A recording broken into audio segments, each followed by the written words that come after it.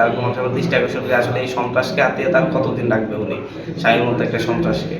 এই সন্ত্রাস যদি হাতিয়ে থাকে এটা তো দিন দিন নিয়মিত প্রতিদিনই কারো না কারো গায়ে হাত তুলতেছে, কারোর উপর আঘাত করতেছে, পুরো হাতিয়াতে একটা আতঙ্ক ছড়াচ্ছে আর কি, তাণ্ডব চালাচ্ছে। সন্ত্রাস সবগুলোকে মাহবুব রহমান শামীম উনি হাতিয়ে এসে একটা অস্থিতিশীল পরিবেশ তৈরি করতেছে, সব সন্ত্রাসকে উনি ওনার আন্ডারে নিয়ে আসছে। এই সন্ত্রাসীরা মানুষ কারোর জন্য দোয়া করবে সেটাও সহ্য করতে পারে না। একজন লোক আমার জন্য কোরআন খতম মানছে, দোয়া করছে, এটা মেনে নিতে পারে না। মসজিদ থেকে টেনে হিস্ট্রে বের করে কি পরিমাণ আঘাত করছে এটা তো একেবারে চোখের সামনে।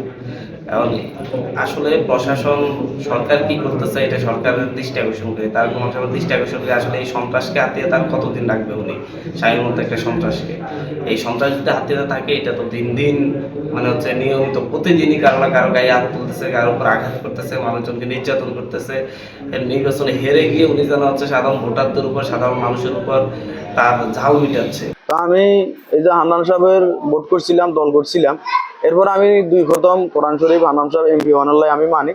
তো এরা সবাই জানতে পারে, তো জানার পর এরা আগ থেকে প্ল্যান প্রোগ্রাম ছিল, মানে আমারে ভোটের দিনও প্ল্যান প্রোগ্রাম ছিল আমারে এই মারধর করার জন্য এবং আমার পঙ্গু বানানোর জন্য, এমনকি আমার চকু ডালানোর জন্য, এরকমও প্ল্যান প্রোগ্রাম ছিল।